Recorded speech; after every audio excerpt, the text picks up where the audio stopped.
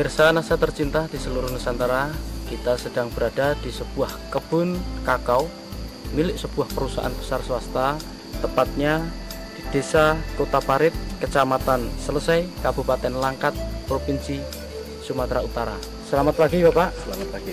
Bisa Bapak perkenalkan nama dan alamat Bapak? Nama saya Budianto, alamat di perumahan kebun ini, dan tepatnya di Desa Kota Parit, Kecamatan Selesai, Kabupaten Langkat. Berapa luasan dari kebun ini Pak? Luas ini 370 hektar. Umurnya itu variasi antara 15 sampai 20 tahun, tapi yang banyak di 20 tahunnya. Jenisnya yang dipakai adalah jenis Cirolo dan Forastero. Sudah menggunakan produk NASA? Sudah. Apa saja Pak? Yang digunakan di sini adalah NASA sama Hormonic. Saya gunakan dengan spot. Untuk dosisnya? Iya, dosisnya 4 tutup per cap ditambah 1 tutup hormon. Itu Bapak gunakan berapa luasan dan berapa habisnya Pak? Yang saya gunakan kurang lebih 150 hektar. Nah, itu menggunakan 200 pasang per bulan. Kemudian untuk luasan 370 hektar ini sudah menggunakan produk NASA, itu berapa blok Pak? Saya coba sudah kurang lebih 60% dari luasan itu sudah menggunakan produk NASA. Tapi saya aplikasikan mulai bulan Januari tahun 2005. Untuk intervalnya Pak, interval pemupukan NASA yang Bapak lakukan untuk kebun ini, itu bagaimana Pak? Iya, jadi kita sesuaikan dengan tren produksi yang ada di Sumatera Utara. Itu tren produksi pada bulan Agustus sampai dengan bulan Maret, sehingga saya gunakan pas musim bunga di bulan Februari sama Maret untuk merangsang bunga di situ, dan aplikasi kedua nanti di bulan September Oktober ini untuk semester 1 tahun depannya. Selain pupuk dari NASA, Bapak masih juga menggunakan pupuk kimianya Pak ya? Masih. Biasanya itu dalam 1 tahun itu Bapak menggunakan untuk per pokok berapa Pak? Itu sesuai dengan rekomendasi. Kita memang melakukan rekomendasi tiap 2 tahun sekali. Jadi untuk urea itu 600 gram yang diaplikasikan 2 kali. SP sama KCL masing-masing 100 gram juga diaplikasikan setahun 2 kali. Kemudian kalau dilihat Pak ya, tanaman di sini jarak tanamnya berapa ini Pak? Ini memang bekas tanaman karet yang ditanami di bawahnya dengan cara nanam biji atau yang dikenal dengan seed head stick. Jadi jaraknya itu variasi, ada yang 1-2, ada yang 2-4. Dengan kerapatan pohon, kalau yang tanaman rapat gini sampai 1.500. Tapi yang untuk ukuran 24 sekarang rata-rata populasi tinggal kurang lebih 800 pohon per hektar. Kemudian dilihat dari naungan Pak, kayaknya di sini juga lumayan cukup banyak naungan. Ini kira-kira apa saja ini Pak pohon naungan di sini nih Pak? Ya, ini kita untuk naungan coklatnya yang pokok itu menggunakan Gliricidae, tapi untuk buffer untuk angin itu menggunakan mahoni.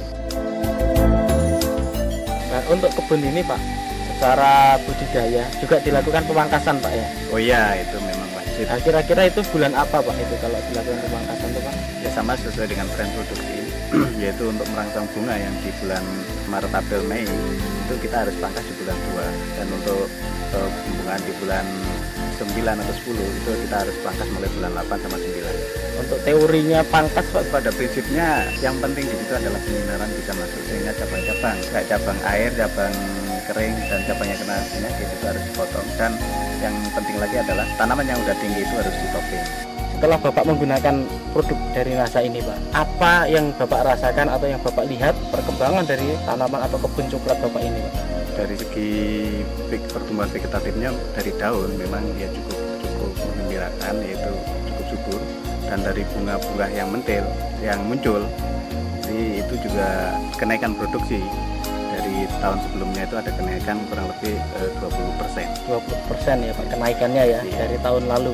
Kemudian yang lain Pak, Bapak sudah menggunakan produk NASA dari pupuknya. Nah, kemudian untuk agensi hayatinya, Bapak sudah menggunakan belum Pak? Sudah kita coba beberapa blok untuk persiapan jangka panjang, tapi masih diamati untuk perkembangan tingkat serangan hama dan penyakit yang ada di sini.